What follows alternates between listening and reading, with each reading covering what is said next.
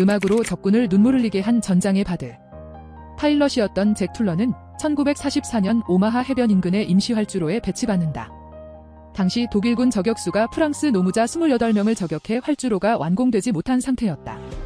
어떻게 하면 저격수를 막을 수 있을까 고민하던 툴러는 트럼펫을 꺼내어 나선다. 전쟁 전까지만 해도 그는 호텔에서 트럼펫을 연주하던 실력자였던 것이다. 그는 저격수가 있을 것으로 예상되는 장소로 이동해 당시 독일군과 연합군 사이에서 유행하던 노래 릴리 마를렌을 연주한다. 표적이 될 것이라던 동료들의 걱정과 달리 그날 밤은 단 한 발의 사격도 없었다. 다음 날 헌병이 찾아와 그를 만나고 싶어하는 사람이 있다고 말하며 어디론가 데려간다. 그곳에는 19세의 독일군 포로가 있었고 그가 새벽에 총기를 부수고 스스로 항복해왔다고 했다. 전날 밤 연주했던 릴리 마를렌이 독일군 포로가 자신의 결혼식에 부르려고 했던 축가였고 그 노래를 듣자 더 이상 방아쇠를 당길 수 없었다고 말했다. 총 대신 검으로 전설을 만든 영국 군인. 1906년 영국에서 태어난 잭 처칠은 육군 사관학교를 졸업하고 장교로 근무하다 제대한다. 하지만 독일이 폴란드를 침공하자 예비역을 재소집했고 그는 1940년 5월에 프랑스로 파견된다. 여기까지만 보면 그저 평범한 영국군 장교지만 그가 유명한 이유는 상상을 초월하는 기행 때문이다. 전장에서 잭의 무장은 웨일스가 원산지인 롱보우와 스코틀랜드의 검인 클레이모어였다. 그나마 수류탄 정도는 사용하긴 했지만 문제는 아예 무기조차 아닌 백파이프도 들고 갔고 총알이 오고 가는 전투 중에 대놓고 연주하기도 했다. 덕분에 붙여진 별명은 미치광이 잭이었다.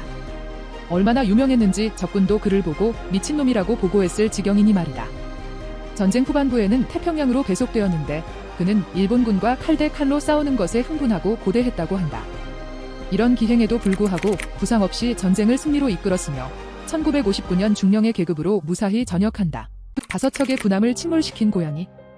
2차 세계대전 당시 군함의 가장 큰 골칫거리는 쥐였다. 오랜 기간 바다에 있어야 하는 상황에서 식량을 훔쳐먹거나 선창에 구멍을 내어 회항해야 하는 경우도 발생했던 것이다. 때문에 예전부터 범선에는 쉬캣이라고 불리는 고양이를 태우고 다녔고 쥐나 벌레를 잡아 배의 마스코트로 불렸다. 그 중에서도 유명한 고양이가 바로 샘이다.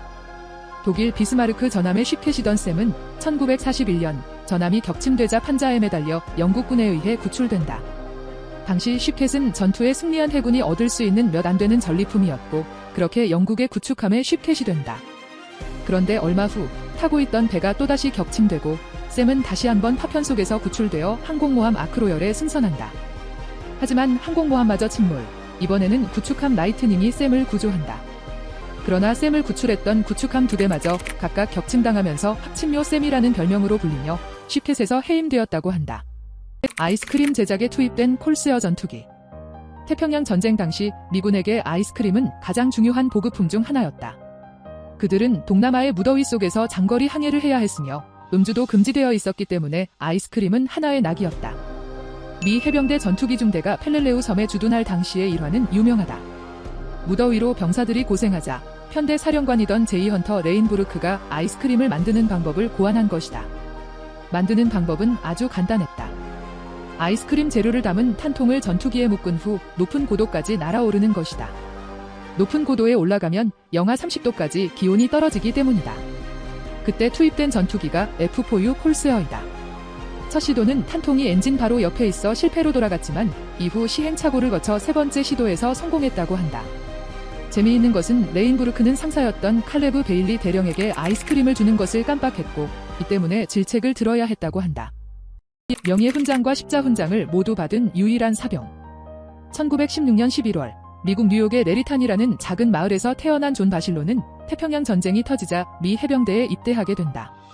그러던 중 1942년 10월 24일 열세이던 과달카날 전투에서 자신의 기관총 분대 15명을 지휘하여 약 3,000여 명의 일본군을 24시간 만에 전멸시킨다.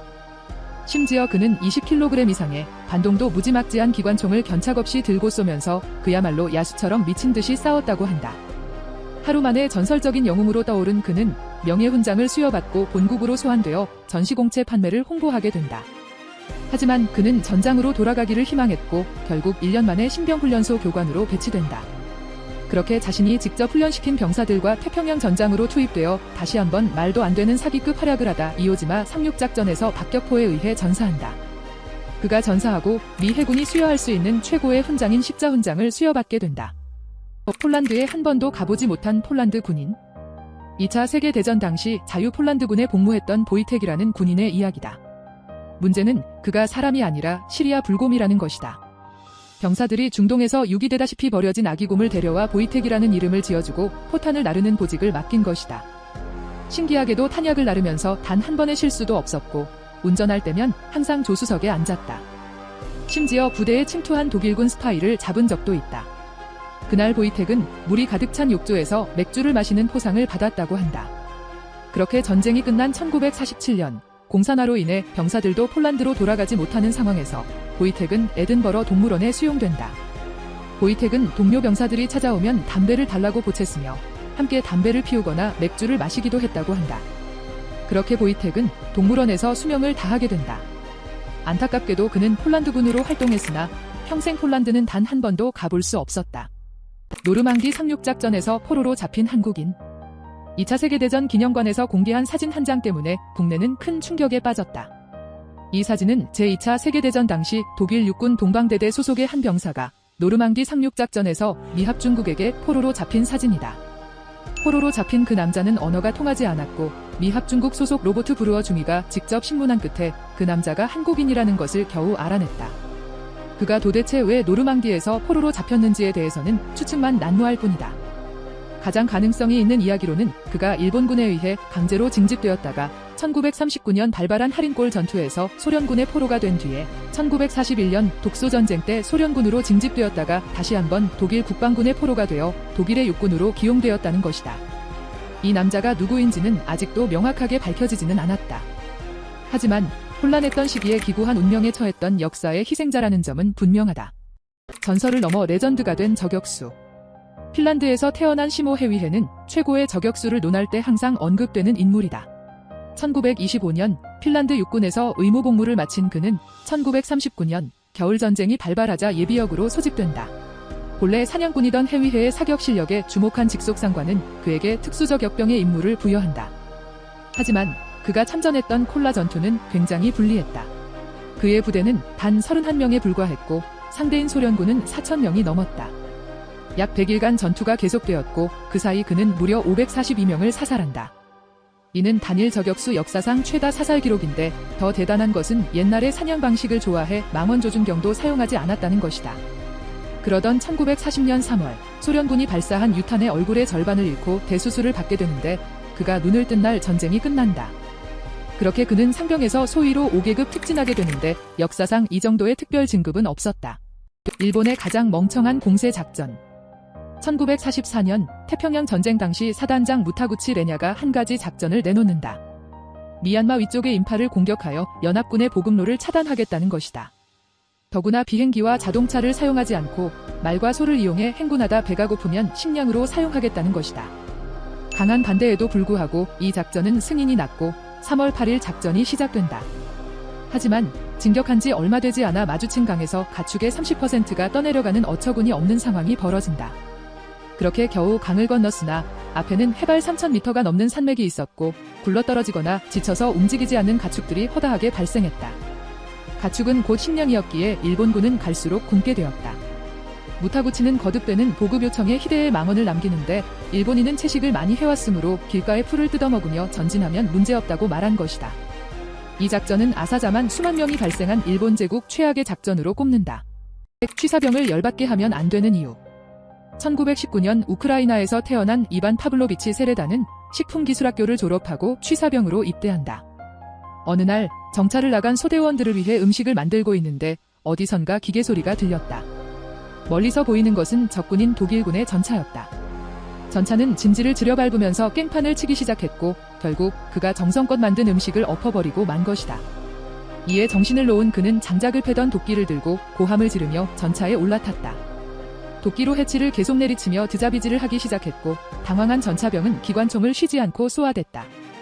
그는 기회를 놓지 않고 과열된 기관총을 도끼로 망가뜨렸다. 그리고 관측창을 천으로 막아 시야를 차단하고 실제로는 없는 동료에게 수류탄을 던지라고 외치며 계속 두들겼다. 멘탈이 붕괴된 독일군들은 겁을 먹고 결국 그에게 항복했다. 이 공로로 그는 소비에트 연방영웅 훈장을 받아 조리병이 아닌 정찰병으로 활동했다고 한다. 철자 하나 때문에 잘못 소집된 과학자. 2차 세계대전이 발발한 1939년 영국에서는 암호학자를 징집한다. 그런데 암호학자와 식물학자의 철자는 굉장히 비슷했고 자연사 박물관에서 해조류 생태만 연구하던 조프리 텐디가 얼떨결에 징집된다. 그렇게 첩보자료 전문가로서 힘들게 근무하던 중 그가 아니면 해결하지 못했을 사건이 발생한다. 전쟁 중에 침몰시킨 독일 보트 잔해에서 암호해독 문서가 발견되었는데 바닷물에 번져 있어 한 글자도 읽을 수가 없었던 것이다. 그런데 그가 원래 하던 일이 바로 손상된 해조류를 원상복구하는 일이었고 그는 암호해독 방법이 적힌 종이를 해조류처럼 말리고 복원해서 읽을 수 있게 만든 것이다. 이 방법으로 연합군은 암호해독 문서를 고스란히 살려냈고 독일의 전략을 전부 파악하고 대처했으며 결과적으로 종전 시점을 크게 앞당기는 데 공헌했다고 한다. 실제로 그가 근무하던 자연사 박물관 홈페이지에서는 1939년 해조류 연구실이 없어진 기록을 확인할 수 있다.